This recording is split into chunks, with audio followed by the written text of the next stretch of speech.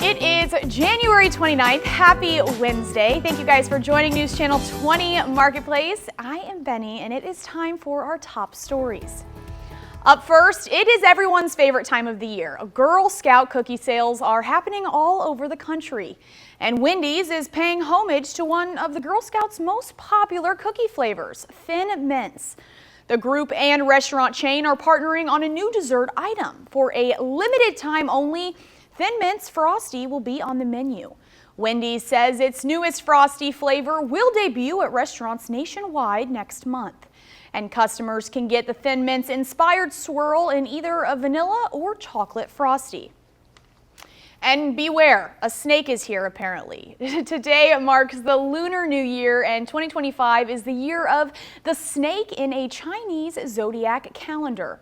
Specifically, it's going to be year of the wood snake, since the 12 zodiac animals can also have different elements. But don't panic. In this tradition, snakes are known for wisdom, charm, and elegance.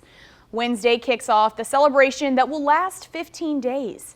It all ends with a lantern festival on February 12th.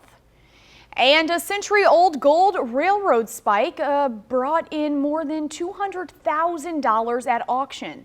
The 5.5-inch spike is made of 14-karat gold.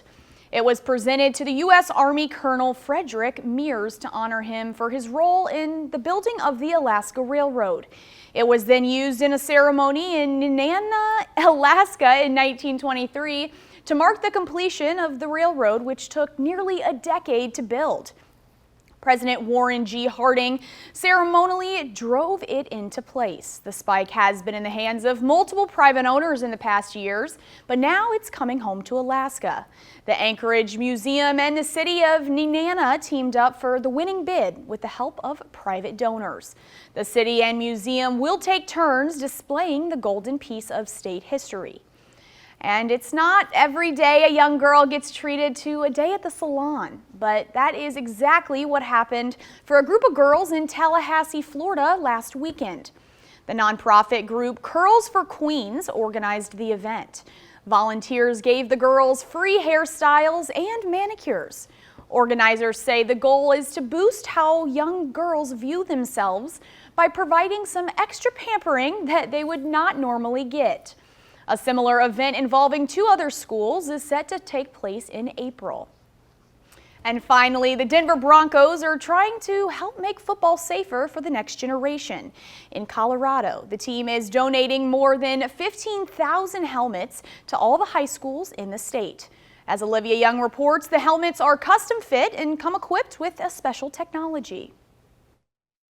I'm just glad I'm going to be able to have one to protect my head. High school football players from every school in Colorado will soon have some new headgear. It's a huge deal for any program. Most districts are moving away from funding athletics. So to be able to, as a 4A program, get 21 helmets a year for the next 4 years is really incredible, really impactful. Over 4 years, the Broncos will give out more than 15,000 Riddell Axiom smart helmets. Every single helmet is equipped with a 5 sensor point technology that is Insight Analytics. Schools will also get a sideline device and a 4-year subscription to Insight Analytics, which basically is turned on before practice or a game and will buzz with the player's name that's attached to it if there's an impact that needs to be checked out. The ability for coaches to monitor where and how hard a helmet is hit enhances work they've already been doing to make plays safer. I think the sport is as safe as it's ever been, and with the Broncos donating these helmets, it's only going to get safer. Then this new technology